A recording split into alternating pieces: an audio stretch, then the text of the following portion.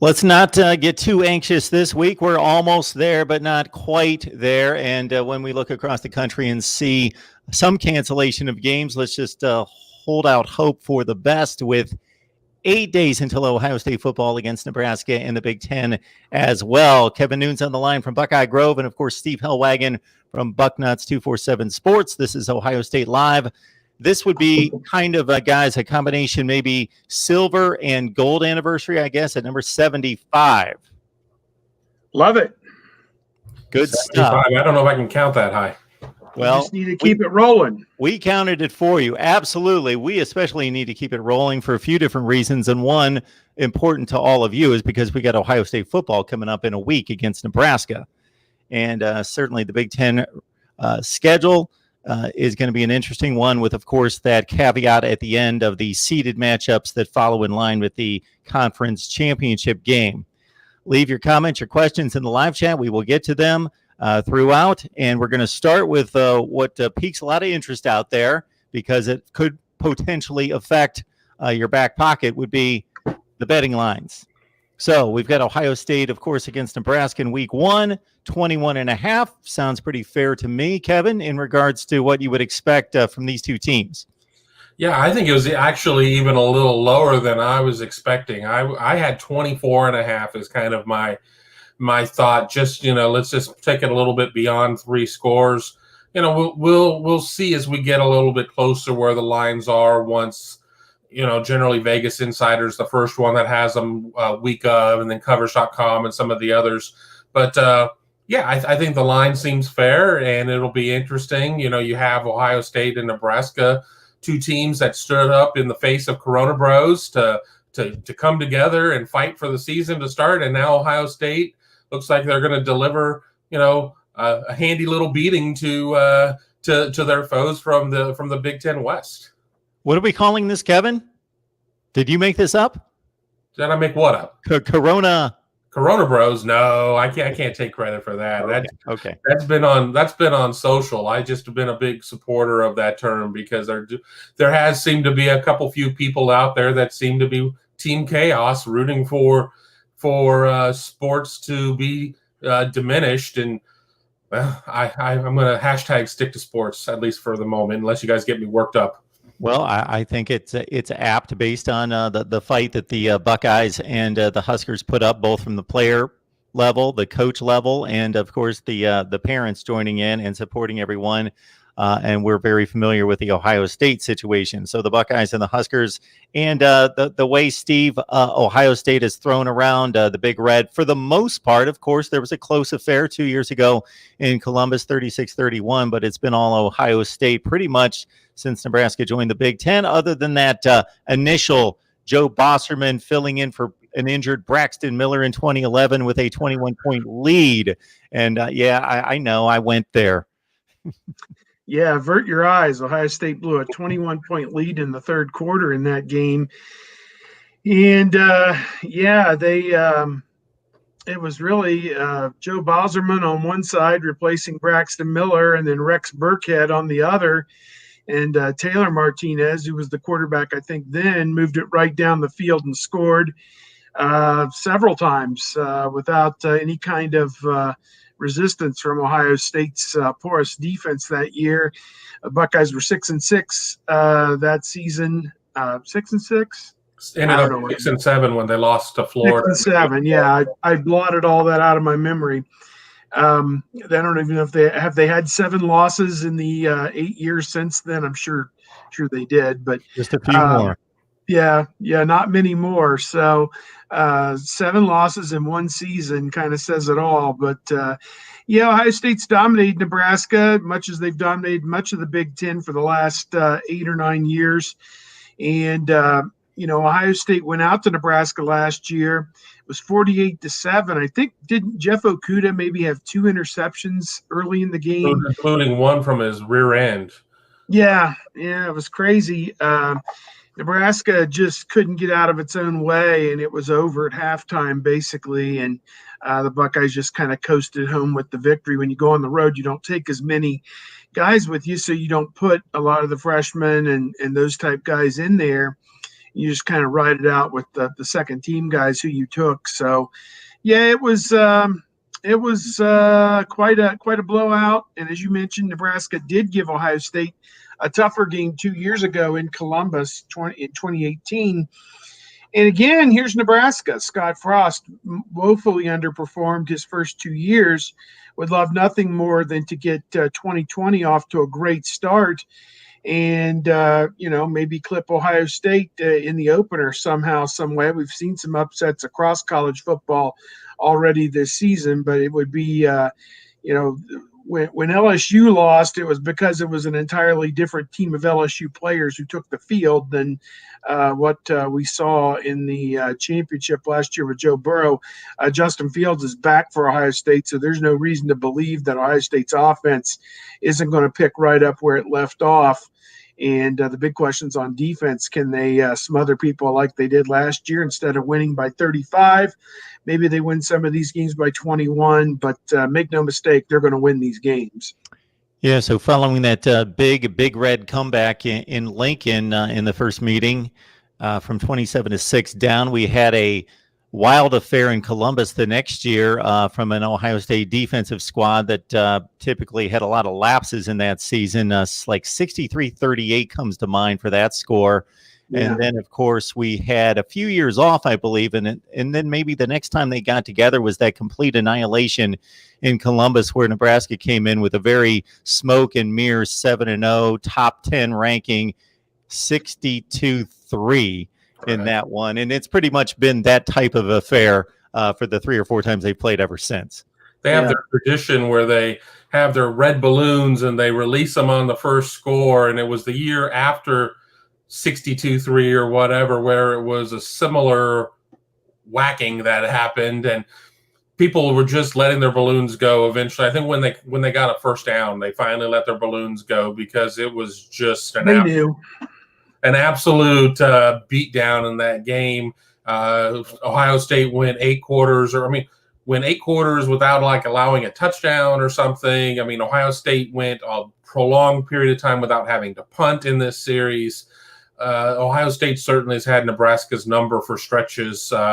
Once we get past that Boserman game and the famous meme of the passing chart with throws going outside of the stadium into the seating sections and whatnot, but that game always will be a memory for me because I came up with this. Steve and I traveled together a lot to road games. It's just always good to have a buddy and be able to, have somebody to have a occasional beer with now and then. And I came up with this great idea. We're going to fly into Omaha and we're going to fly out of Kansas City. We're going to get a one-way rental. We're not going to get a hotel. It's going to be perfect. We'll get down to Kansas City. We'll hit the casino for a couple hours, have a few laughs. It's going to be great.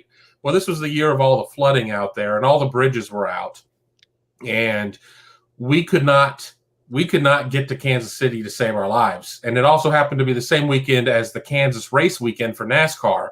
So there were no hotels down there either. We're driving down a 2-lane road. Steve is singing Miley Cyrus songs at the top of his voice to keep from falling asleep. I was hallucinating. I was so tired. So it made a bad weekend in terms of the football that we saw on the field, even worse with one of the worst trips on the road that we've had in at least 15 years. And that's got to be some easy driving if you're wide awake. But if you're about to pass out, all that just straight line driving was seeing the same cornfields for a lot of it, I got to think, because I've driven that stretch going up to the College World Series a few times, and that was pretty rough. Yeah, it was 2-lane roads in the middle of the night. There was like a full moon, and that was about it. And no GPS.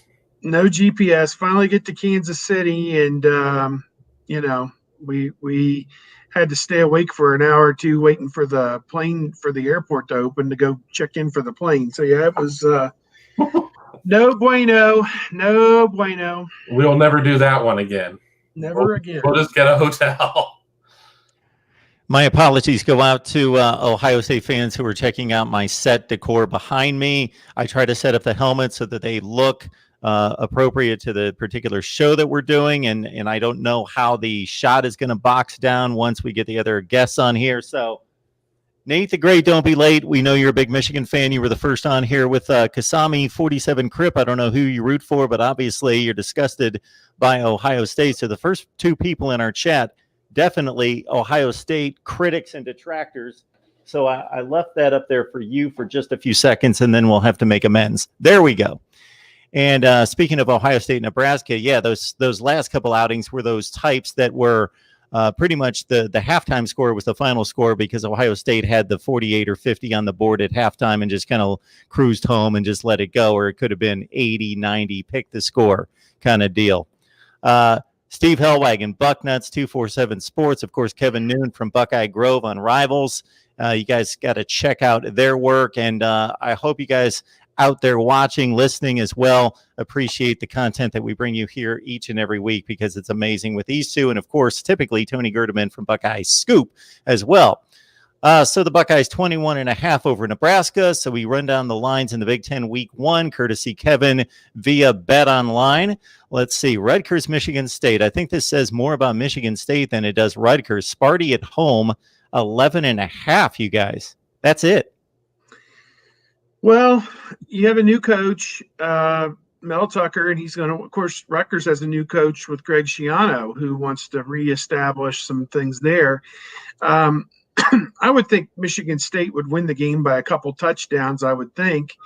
I don't have last year's results in front of me. It was probably a close game. Who knows? But, yeah, I would think Michigan State wins it at home, couple touchdowns. Honestly, there hasn't been a lot of news about any of these teams in the preseason. It's been kind of quiet with some of these teams that have dealt with some setbacks with COVID and different things. I know both those schools did just in the last 2 months. So whether that put them behind the 8 ball or not in preparing for the new season, I don't know.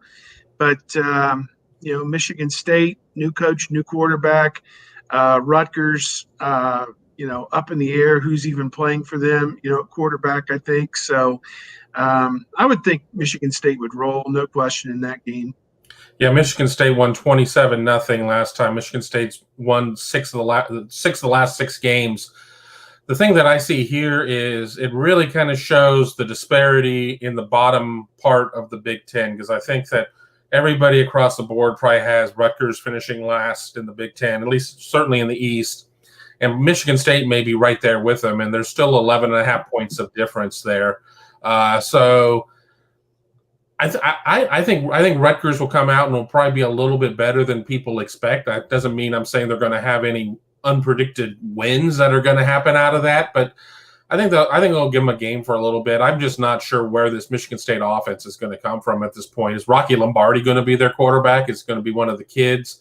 Who's going to run the ball for them? I don't know enough about Sparty at this point.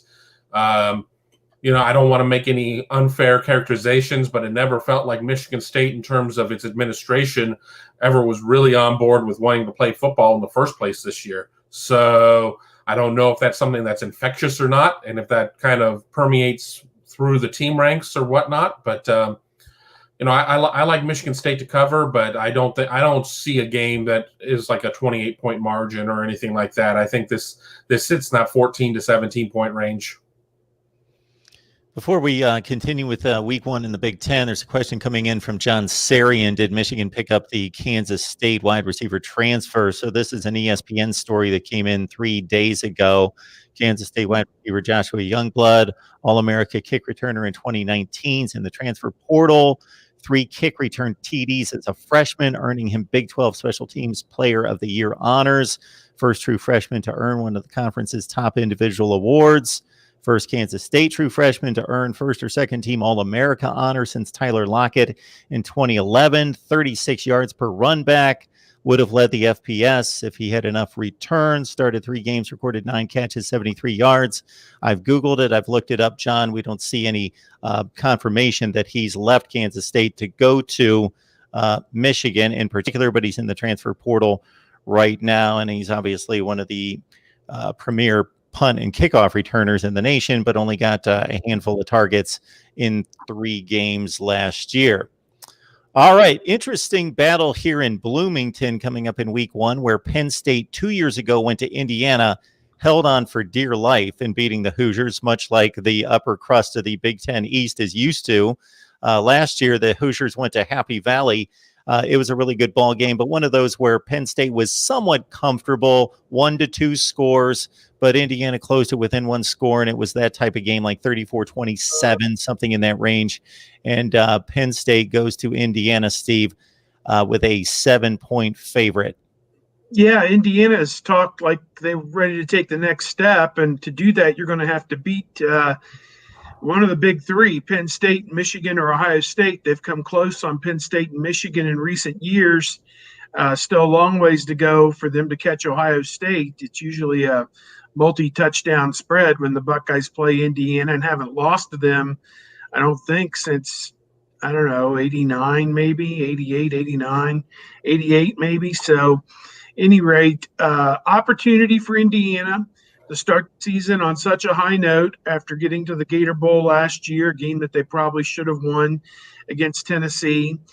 Penn State is a national top 10 team and has aspirations of playing in the playoff if they can beat Ohio State and win the Big Ten. So, kind of two worlds converging there. Indiana trying to claw its way up into the penthouse of the Big Ten East, and Penn State having bigger fish to fry and could possibly overlook Indiana.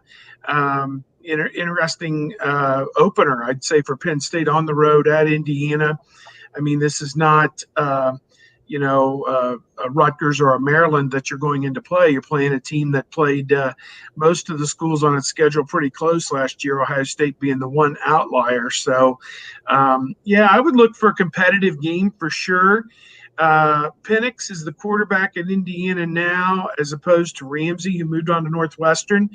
And Ramsey had them competitive in a lot of those games last year. So now we'll see if Penix is able to do the same this coming year and make that a competitive game next week. I would think Penn State would win the game. 7, man, that's a tough line on the road because, as you said, this has this 34-27 feel to it. That Indiana scores a field goal or a touchdown late to get it down to 7, and onside kick, they don't get it. Penn State runs 2 plays, and they all wave to one another at the end of the game because they can't shake hands. But although we are seeing a lot of post-game hugs around the NFL and college football in recent weeks, so the post-game protocol of not gathering on the field has kind of gone by the wayside. But I would look at Penn State there, obviously, to start out 1-0. Yeah, the game last year was 34-27. Oh, I nailed it. I just looked it up myself. Yeah. And the year before that was 33-28. I remember that game. Have played 23 times, and Penn State has won 22 of them. So wow. You have to go all the way back to 2013 for Indiana's lone win, a 44-24 win in Bloomington. Wow. 7 is, that's a tasty line right there. I'm just not sure. I would avoid this one like the plague, and that's probably not apropos to talk about right now during these days and times. But I don't know. I mean, I think everybody believes that Penn State is, if they're not the number 2 team in the Big Ten East, I'm sure they're the people who believe that they'll get by Ohio State, and not for me to judge on that. I think there's more debate on who's that 3rd team, if it's Indiana or if it's Michigan. I think it's traditionally people are going to want to say Michigan, but I know Indiana's kind of that sexy pick right there. So coming right out of the gate, you have a tremendous game if you truly believe this is 2 versus 3 in terms of the Big Ten East. I think Indiana with Michael Penix, he really gives them more of a dual threat than Peyton Ramsey did. And we know teams just always seem to struggle with that dual threat type of quarterback.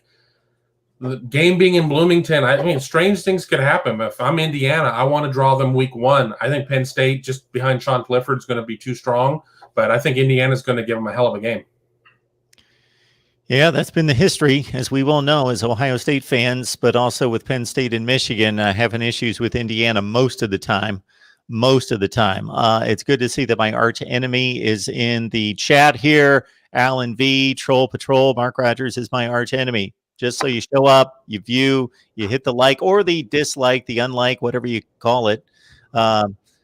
Whatever you do there, Alan, we appreciate you stopping by and talking Ohio State football with us. Let's see. We got more lines from week 1. So Iowa-Purdue. Of course, the Hawkeyes are coming off a nice 10-3 year. Lose Nathan Stanley at quarterback. Purdue's at home.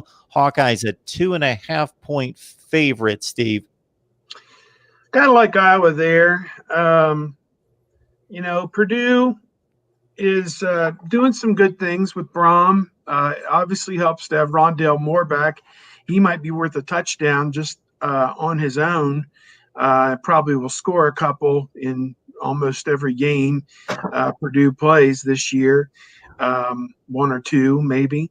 But Iowa has a new quarterback, obviously, going into the season. I don't know. It just feels like Iowa's at a level and Purdue's at a lower level. And even though the game appears to be at Purdue, I would think that Iowa's probably the pick there.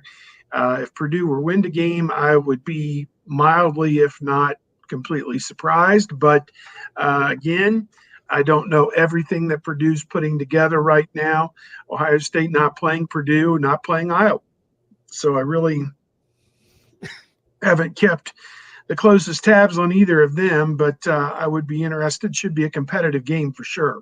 Now, I was trying to come up with a score, Kevin, for this one, but it just didn't click. I know that 2 years ago, I try to remember scores. Well, I don't try to remember the scores. It's just the way my brain works. But I know 2 years ago, when Purdue had the good team that beat Ohio State, they won like a barn burner, like a 38-36 at home, but they played in Iowa last year, and I don't recall that game at all. 20, but I can't remember these. I'm looking them up. Since I know Steve is getting first crack at them, I'm jumping on Winsipedia and getting trends and things along those lines there. I'm going to take Purdue in this one. I'm just going to give it based on home field, and I know home field doesn't mean much with no fans in the Big Ten or whatnot, but this just seems like one of those types of games that Purdue is going to win at home. Iowa is always good for a crazy win here or there at home, generally at night. I think if you're gonna get Iowa, get them early when they're breaking in a new quarterback. I think that Rondale Moore is going to, with his reemergence of coming back after opting back in, I think he's going to have a big game here in week 1, and it's just going to be a lot of pressure for these guys to come out there and really just bring it every play, because you don't know how many games you're going to get, to be quite honest. What are we up to? 6-7 games this week that have been postponed. So you better make the most out of every game. And I just think that from 1 to 22 in terms of starters, I just think Purdue's a more talented team. Ohio State football talk with Kevin Noon from Buckeye Grove Rivals and Steve Hellwagon, Bucknuts 247 Sports, and of course Tony Gerdeman, typically Buckeye Scoop. We talk Ohio State football here every week, and the profound statement of the week brought to us by Captain Trips. Ohio State hasn't played anybody. Nope, they haven't. No, they haven't. haven't. That's something you need to hold against them too, because until you played somebody, what are you? All right, if I could only watch one game in the Big Ten next week, this is the one. Michigan at Minnesota. Gophers a 2.5-point favorite. There you go, Steve. Well, that's crazy talk. I don't know. Michigan has been, propped up for years on the name Michigan. Preseason 8 or 10 spots higher than where they typically end up for about 15 years now. And they're coming into the season in that 16, 17, 18 range, but so's Minnesota. And the game's being played at Minnesota. That's almost like a flip a coin type game. You give Minnesota the edge at quarterback with Tanner Morgan back and Joe Milton making his first start for Michigan. We do know that much. And I know Minnesota got at least 1 or 2 of the guys who had opted out to come back. Rashard Bateman, does that name ring a bell? Is he the guy who? Yeah, am I right? He's a stud. Yep. Rashad Bateman, yeah, he decided to come back, and that's big for them. I don't see where they played last year. They haven't played 2017. To 2017, yeah. And they play for the Paul Bunyan Axe, I believe, don't they? Jug, because the little brown jug. it was a jug of water that was left back behind or something, and yeah, I guess what a great rivalry torn apart by divisional play, but kind of like Ohio State and the Illabuck. Man, we're going to find out immediately on week 1 whether Michigan is a fraud or not. You don't have to wait several weeks on this one. You're going to find out. If they go into Minnesota and win that game, you can say, okay, they're somewhat legitimate. If they go up there and get rocked around like they did at Wisconsin last year, then you know they're a fraud. So I don't know.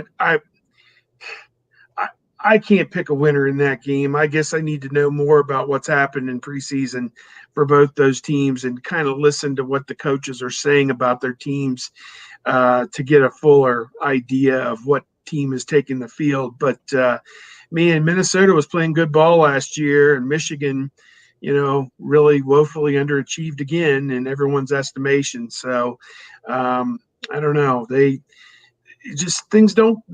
Michigan, they just don't connect the dots. They recruit reasonably well enough, but when the big game comes around, the key guys aren't there. And I don't know how to put it any other way.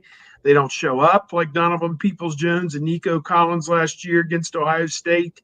Maybe they're getting the running back from 2 years ago, and maybe he'll help them, but Michigan just doesn't connect the dots in the big games. And, Minnesota has been lately. So that one could go either way. If you put a gun to my head, I'd say Michigan wins it just to prolong the agony so that they can be exposed as a fraud at a later date.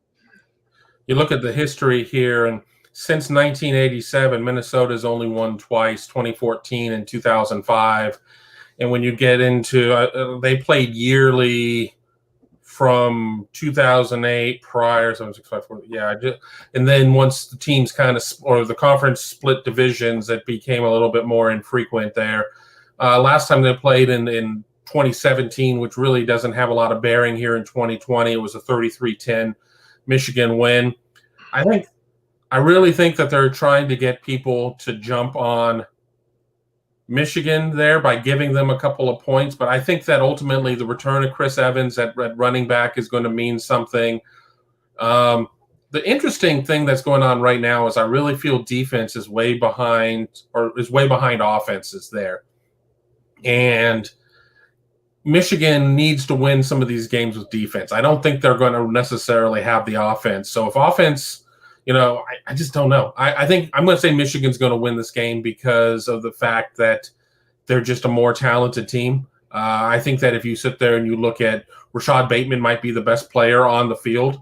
But with that being said, I don't think that Minnesota has 5 or 6 other guys who are half a step below where Bateman is or whatnot. And when it just comes down to average player, I think Michigan is a much more talented team.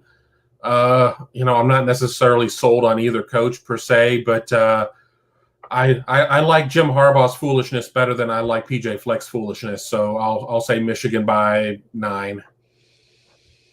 Yeah, but Harbaugh's foolishness has gone stale. PJ's is still a little bit fresh at this point. I will say that Minnesota, when you look at the results of what happened last year, we will see if that's an aberration. This just peaking at 11-2, or whether they can maintain that.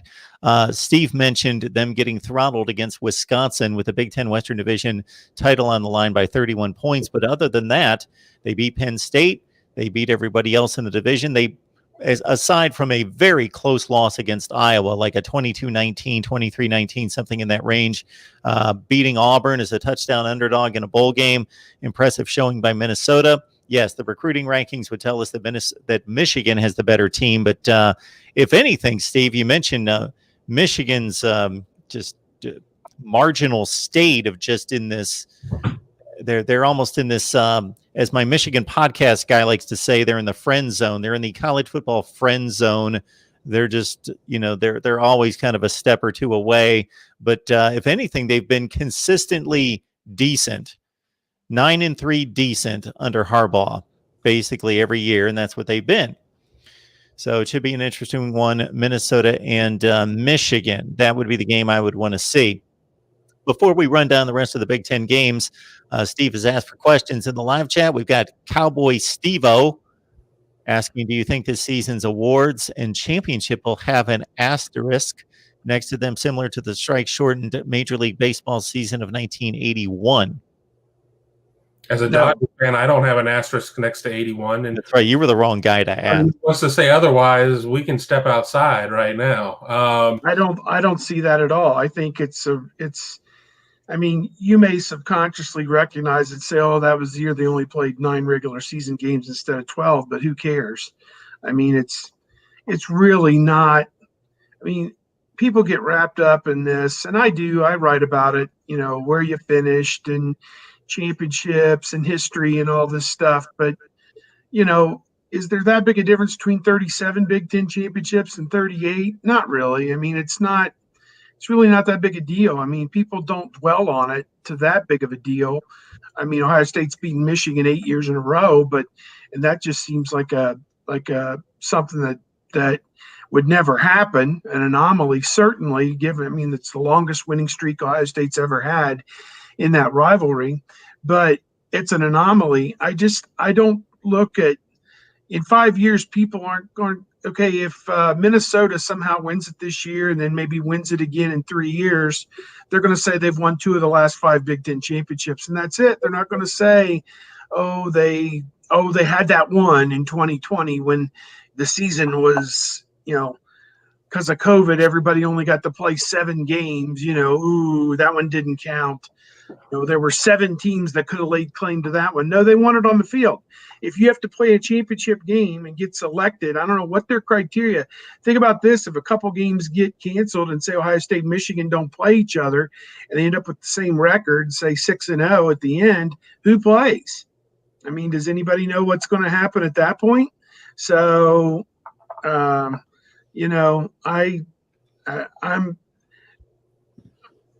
assuming that we're just going to treat this like a normal year, but there are things that could happen that will make it a completely abnormal year, like the scenario I just laid out for you. Oh, and I'll add here too. I mean, we're not that far removed from when the Big Ten season you were playing 11 game seasons or whatnot. So Ohio State's playing 9 if you add the last week, and everybody's assured of that 9th game in 9 weeks. So what are you losing? You're losing Bowling Green and Buffalo or those types of games. So you're not necessarily losing games that were necessarily high-risk games or whatnot. I mean, it's easy to go back to Schedule 1.0 and see that Ohio State was supposed to go to Oregon, but I don't think you're looking at a schedule per se that's necessarily that drastically out of the box to where you can punish an eventual champion or an eventual Heisman winner or Davey O'Brien winner or whatever award and say, well, you played against a severely modified schedule. Was it modified? Yes, but are we in a situation of where you're going and playing against the Carlisle Indians? No, you're not doing that. You're still playing Big Ten competition or whatnot. So I don't think that there should be any sort of asterisk when you get there. And I think it's going to be a situation too of where once we get this recency bias out of the way within a couple of years, while none of us are ever going to necessarily forget 2020, the bad year that never was in terms of us having summers or anything along those lines, we're not going to be thinking about that historically. We're not disrespecting Jim Thorpe All-American, are we? No, of course not. The cut on Carlisle there, Jim Thorpe. All right, everyone, let's run down the rest of the games in the Big Ten. Also, let's get this question in from David Greenshield, a loyal Buckeye fan and viewer here. So I'm looking at Trey Sermon's numbers in the passing game at Oklahoma. I'm looking at 16, 12, and 8 catches with 3 total touchdowns out of the backfield as a receiver. Do we expect those numbers to be much different here, Kevin, in regards to Trey Sermon as a pass receiver in this offense? I was going to go the other round and say, I guarantee you Trey Sermon will attempt fewer than 5 passes this year. But as a receiver, I mean, I could see him being used as a dump off and maybe a couple of design plays or whatnot. But I don't see a situation of it being anything more than just a change of pace, because why are you going to have a situation to where you're not throwing to Olave and Garrett Wilson and the talented freshmen and Jamison Williams and so on and so on, and the off-maligned tight end aspect of the offense? None of that. I mean, I don't see a reason to do anything other than it just being a check down or just a change of pace to try and get an opponent from overloading on somebody else. But I don't see a scenario to where they have more than just a couple of plays in there that could be Sermon-esque in terms of being a pass catcher. I like Sermon's all-around ability. I think that is definitely a wrinkle that Fields can take advantage of. He did make some magic throwing the ball, dumping the ball off to J.K. Dobbins, particularly against Clemson. Maybe in the games against better defenses, you take the check down. And I think there is a school of thought that Ohio State would like to get the running back and the tight end involved in the passing game. But again, you have those outstanding wide receivers that the greatest show on turf that could be unleashed this year with some of those wide receivers that the sky just seems to be the limit.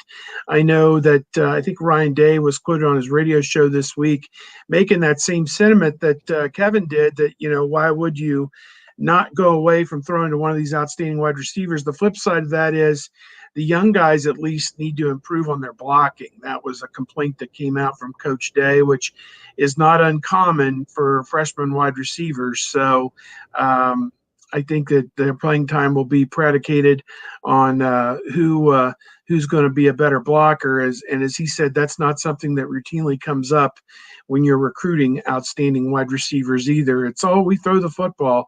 We throw it a lot. Look at our numbers and look at our wide receivers we put in the NFL and this, that, and the other. But then you get them here and they remind them that if you want to play, you've got to be able to block for the running backs and do the little things, run great routes and be precise and be a technician. And that's what Brian Hartline is probably talked about with those young guys. But I look for the passing game to just be next level, in my opinion. I mean, it's going to be, if they get the protection and the guys run great routes, the potential is there to just be off the charts, because Fields was phenomenal last year, and every indication is he's going to be better this year. So that's a bad sign, I think, for the Big Ten in general. Steve, of course, the passing game could include the contributions of one Julian Fleming, ultra-talented, one of the top wide receivers in the nation. But, of course, the wide receiver core is loaded and deep. Do we expect – is there any indication right now to know what kind of role he's going to play, if he's going to be a significant factor, how he's been worked into the offense during workouts? I'll take it.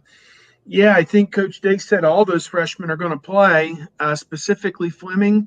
I would say he is probably a split end or an X, I would think. It seems to me that Jackson Smith and the Jigba may be more of a slot, perhaps. And then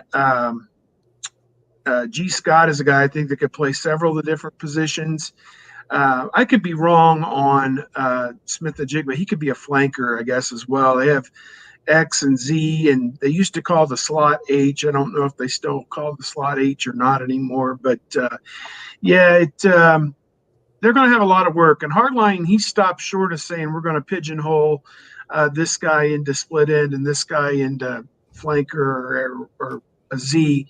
He said we are going to cross-train these guys at all these different positions. Olave, I believe, is the flanker, and I think Jamison Williams is the split end with the starters, and then Garrett Wilson is the slot, I believe. So those are the three starters, it would seem like. But I would look – I mean, it could be Smith-Njigba. It could be Fleming. I mean, Wilson had 30 catches last year. I think 4 touchdowns, I think. He had somewhat of a breakout year last year. And now, are we looking for one of those true freshmen to do it? Could be a case where a guy has 6 catches 1 week and then goes 2 weeks and maybe lucky to get a catch and then has 8 catches against somebody. I mean, with freshmen, you just never know. It's a consistency issue and getting their effort and attention week in and week out, attention to detail, preparation. Are they going to prepare at the same level for 8 or 9 weeks in a row to where they're consistent? It rarely happens with freshmen. So, Kevin, if you've got a better idea of who would be the breakout guy, I'll listen to it. I don't have a firm feeling that it's Fleming, Smith-Njigba, one of those two. It could be. I mean, Smith-Njigba, the first day we saw him against Air back in the spring, was a wizard. But again, that could have just been the best day he's ever had in his life, too. Yeah, I don't know. I mean, don't know. It's hard to sit there and say who's going to be the guy. I think we'll see a game for each of them this year where, somebody just ate the Wheaties in the morning and is going to go out. I mean, you have to be targeted as well. I mean, there's a lot of stuff that goes into it, and they're all so talented, and I'm going to throw Mookie Cooper in there coming out of the slot as well, that it's just hard to say, oh, it's definitely going to be Fleming, or it's going to definitely be Scott, or it's going to be Smith-Njigba or Cooper at this point. So I don't know. I think that they're all going to have their moments. I think anybody that sits there and gets too far away from Olave or Wilson in terms of who's going to be like the main focal point in terms of the throw game is probably doing themselves a disservice. But, I guess if I had to pick one of the 4 freshman receivers to say who could have the biggest impact, I think I'm going to say Smith-Njigba. I just think that it's not a case that nobody else doesn't have it. I just think that he may be the guy who's most game ready at this point, just based on people I've talked to. But that's a guess. I mean, that certainly is a guess. And one other person I want to throw in there is somebody who we've not seen play is Cam Babb. As long as Cam Babb can stay healthy, what could he do? I truthfully believe there was a point early in his career where he may have been the receiver with the highest upside on the roster. We've never seen him out there healthy going through anything. And if he's able to put in some time, this really could be a Johnny Dixon type of story. Yeah. Injuries at the beginning of your career are almost insurmountable sometimes, and it's rare that we see a guy come back. I mean, Tyreek Johnson, same way. He's missed 2 years at cornerback, and now he's fighting to get into the rotation there as well. And it's an uphill battle. And again, there are new position coaches in some of these guys' cases, so that helps their cause, that it's not being held against them that, I had you last year and you never even suited up for a game. In some cases there are some changes and some different things, but I think it's very difficult to count on somebody who just their first year or two was a total wipeout, because psychologically that's a lot to overcome. And you got to be one hungry dude to work your way back from, what Cam Babb and Tyreek Johnson, some Hickman last year. I don't even know that he practiced. So, to take a year off football essentially and expect to come back and be anything close to what you were previously is difficult. But, they add to the depth, certainly. And if that depth's called upon, you hope those guys are ready to go. Talking Ohio State with Steve Hellwagon, Bucknuts, Kevin Noon from Buckeye Grove as well, each and every week. Hit the bell for the notifications once you subscribe. That way you know when we're going live, and we have to coordinate with the 3 of us plus Tony Gerdeman, so it's not always the same time. So it's vital that you subscribe for the other live streams and call-in shows as well. So a number of questions coming in. Cheryl asked about a 3-4 defense. Do we have any reason to believe that there are going to be changes to the defensive scheme this year, especially toward a 3-4? I don't know why they would be going to a 3-4. I think that when you sit there and you have somebody like Kerry Combs, who pretty much the Titans, when he was with Tennessee, ran everything under Dean Pease, and he certainly has all of those at his discretion. I don't know why you would run something that would be a traditional 3-4. I mean, I think you could see a situation of where you could have Baron Browning do something more as a rush in type, and but I don't know, unless I missed something in one of the conference calls. I never heard anything that led me to believe that we were going to see some sort of structural change in front of the front seven. Yeah, I think the only thing I think about is if Haskell Garrett and Teron Vincent are both slow to get back on the field at defensive tackle, which it sounds like neither of them will be available for the time being, and you're very thin at defensive tackle and you just don't want to play true freshman there and get mauled, what you could do in some passing situations is put Tyler Friday inside or one of the bigger defensive ends and let them fight through that traffic in the middle and create a situation where you've actually got 3 speed rushers on the field and one of them coming up the middle as well. So potentially that is, and they've done that in the past. They called that the rush man package, where they would put a defensive end, a defensive tackle, and kind of roll the dice. And when it's 3rd and long, I don't think it's much of a gamble, to be honest with you, to put an extra pass rusher in there instead of a hold the point of attack defensive tackle. So, they're not going to run the ball up the middle on 3rd and long. So I look at it, you can run twists and stunts and run different games with your defensive linemen if you have those agility type players, the defensive ends in there. So perhaps that's a wrinkle that we might see, keeping it still a 4-3 package. I can agree with Kevin. The only outside linebacker who I think, could play in that type of thing would be Baron Browning, maybe as a pass rusher, but and I'm sure he will have blitzes coming off the edge all the time and maybe drop one of the linemen into coverage or whatever and do some different things like that. But I don't think that you're looking for a major philosophical change, and really just say a prayer that maybe Teron Vincent or Haskell Garrett will play this season. Maybe we'll know more as we get into the season to see, are they in uniform? Are they even down there on the sideline? We are kind of kept at bay on a lot of this information. And, had we been able to go to practice 4 or 5 times, we would be able to know who's available and who isn't, and kind of make those value judgments. But as it stands, we're kind of at their mercy until they come out with their report next week of depth chart, and then maybe Friday injuries and those kind of things. So they keep that information under wraps. Tummy Ton 10 brings up a situation that seems logical and reasonable to counteract the cancellations and try to increase the number of games played, but it's more complicated than this.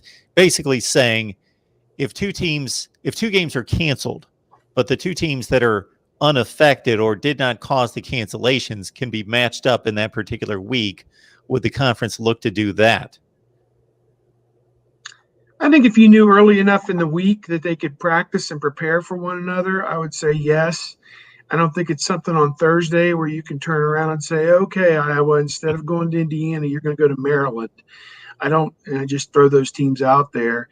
I don't think you could do it on such a short notice. I think high school teams can do it, and we've seen it. I've seen local high schools book a game on Thursday when one of their Wednesday or Thursday for a Friday night but there's hardly any travel other than a bus trip involved. And, you're just happy to have a game type thing.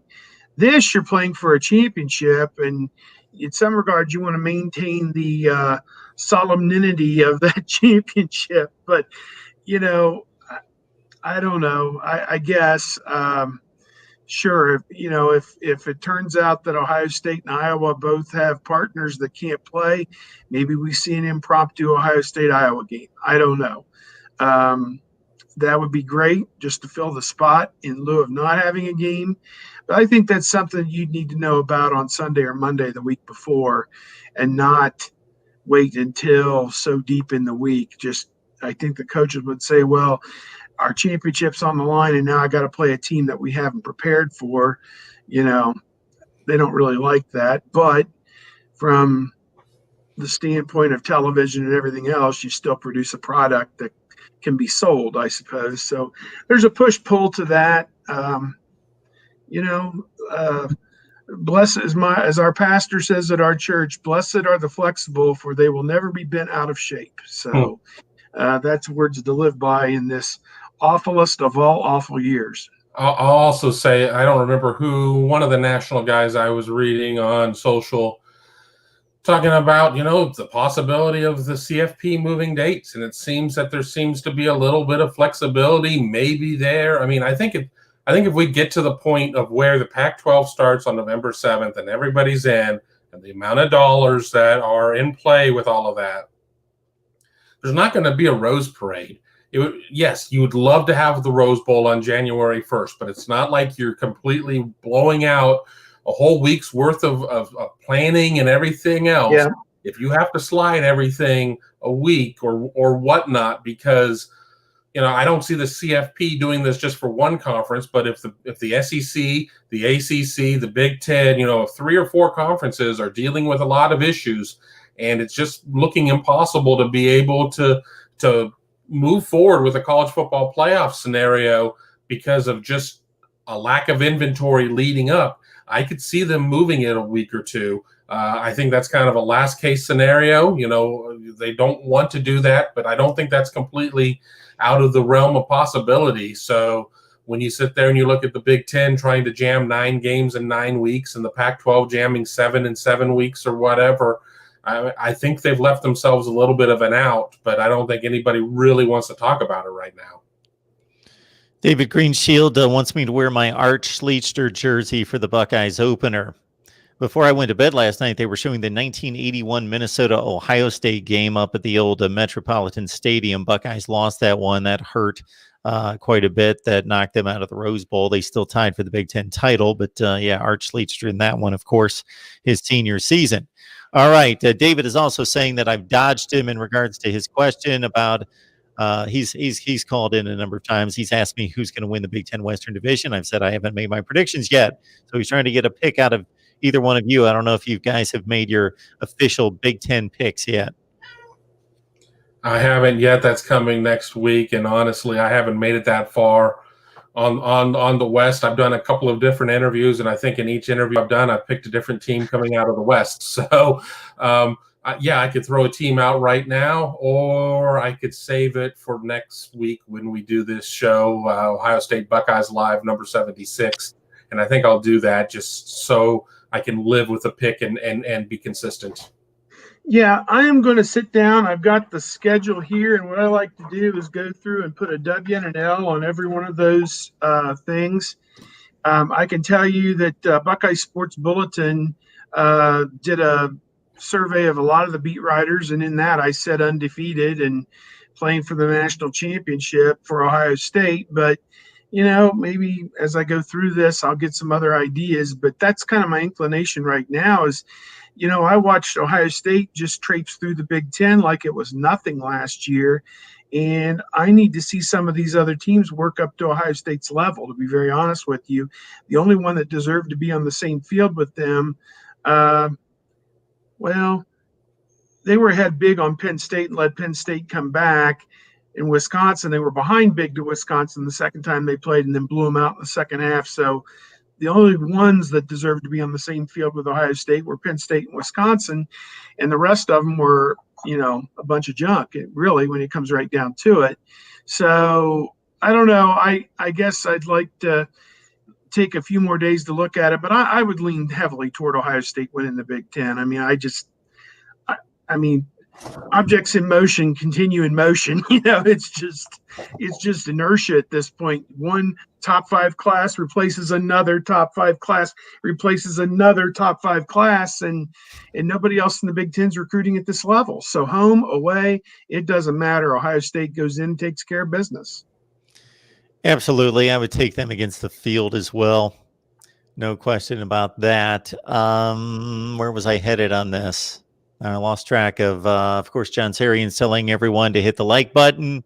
We've about completed it. Maybe we look at one more. You guys have a ton of questions. Most of them apply to next week, so we can certainly get to those next week. Northwestern being an 11-point favorite against anybody seems a bit high just because they have trouble scoring 11 points. So it's Maryland at Northwestern, Wildcats by 11. In the history of that series, the one game history of that series, and of course I've closed the window or whatnot. I don't know. I mean, Maryland is a team that got decimated with opt-outs and nobody opted back in. We talked about Peyton Ramsey earlier. I think he's going to be a more successful transfer than Hunter Johnson was. Sure, why not? Let's say Northwestern by 14, but that's really a guess. I think Maryland, in terms of if they were a full roster and they had everybody and it was a normal year, I would probably like Maryland a little bit better. But I think based on just what we have right now and what Maryland's not going to have, I think Northwestern should be able to cover. There you have it. Another Buckeyes Live in the books, courtesy Kevin Noon, Buckeye Grove, Steve Hellwagon. Check him out on 247 Sports. Buck Nuts. We're here every week talking Ohio State football. Don't know when we'll get together next week. That's the reason why you subscribe. Hit the bell for the notifications. And I hope you appreciate what we have here each and every week with these two and typically Tony Gerdeman as well. All right, guys, we will be just a few days from game time next time we get together. So enjoy the football this weekend, your last weekend of freedom. Sounds good. Yep.